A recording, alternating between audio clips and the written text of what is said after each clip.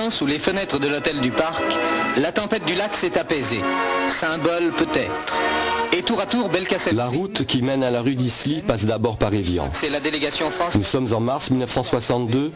Depuis des semaines, les représentants du gouvernement français et du Front de Libération Nationale, le FLN, tentent de trouver une issue à cette guerre qui dure depuis plus de 7 ans. Des pourparlers insupportables pour la majorité de la population européenne d'Algérie.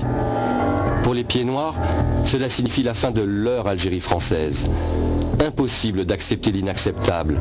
Ces rencontres à répétition entre deux entités diabolisées, le pouvoir, incarné par un De Gaulle accusé de toutes les trahisons, et le FLN, exsangue militairement, mais au final, vainqueur politiquement.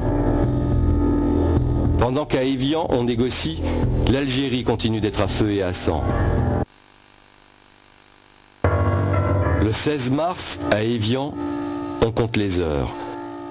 Un accord entre les représentants du pouvoir et du FLN semble imminent.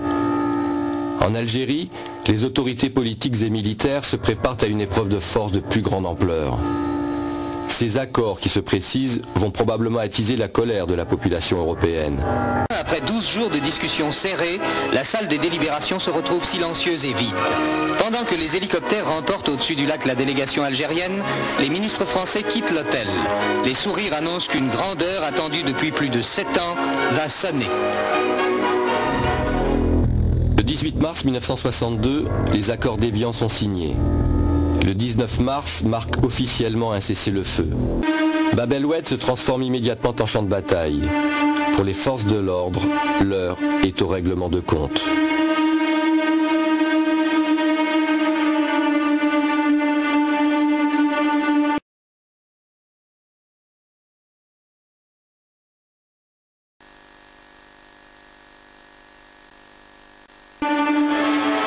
Mais Alger couvrait sous ses murs blancs un drame plus tragique encore. Folie criminelle que ne peut expliquer que le tourment du désespoir. Drame démentiel dans lequel le sang a coulé. L'armée est demandée en appui des forces de l'ordre. Le 23 mars, une unité arrive en renfort à Alger, le 4e RT. Bab el-Oued avait été mitraillé la veille par l'aviation, était entièrement bouclé, et en me mettant en place, je rencontre un officier gendarme que je connaissais, à qui je dis: ce que je vois me semble une honte. Les habitants de Bab el-Oued subissent une répression des plus impitoyables. Des milliers de perquisitions et des centaines d'arrestations ont lieu. Les appartements sont dévastés, les rafles se succèdent.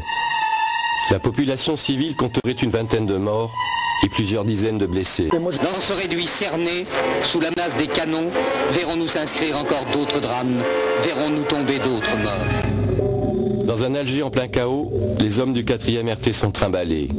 Fourbus, peu de sommeil, déplacements incessants, tension, peur d'un ennemi invisible. Quelques jours auparavant, c'était encore le FLN. Dorénavant, c'est le partisan de l'Algérie française. Potentiellement, n'importe quel pied noir. Pour l'instant, le 4e RT n'est qu'un petit pion parmi d'autres déplacés sur un échiquier. Alger. L'enjeu de la partie, qui tient Bab el-Oued tient Alger, qui tient Alger tient l'Algérie. Le souci pour les autorités, c'est de prendre les mesures les plus efficaces pour empêcher les manifestants d'atteindre leur objectif. Bab el-Oued. Pas question de permettre une victoire des partisans de l'Algérie française, sous quelque forme que ce soit. Un dispositif d'urgence est mis au point par le général Capodano, qui commande la zone Alger-Sahel, et le général Ayré, son supérieur. Un dispositif qui présage du pire. Voici le document qui le détaille. En vert, les CRS. En bleu, les gendarmes mobiles. En rouge, les troupes dites de 3e catégorie. L'armée. Placée à des endroits clés. Plateau des Glières, Grande Poste, le centre d'Alger. Et là, À un endroit stratégique, barrant les rues qui mènent directement à Bab el-Oued, qui retrouvons-nous? Les hommes du 4e RT, disposés en plusieurs barrages. L'un d'entre eux est placé rue d'Isly, la rue qui peut mener à Bab el-Oued. Le petit pion a pris sa place sur l'échiquier. Une question s'impose. Pourquoi placer cette unité quasiment en première ligne? Une mesure prise dans la précipitation, une erreur d'appréciation, de l'inconscience ou une volonté délibérée?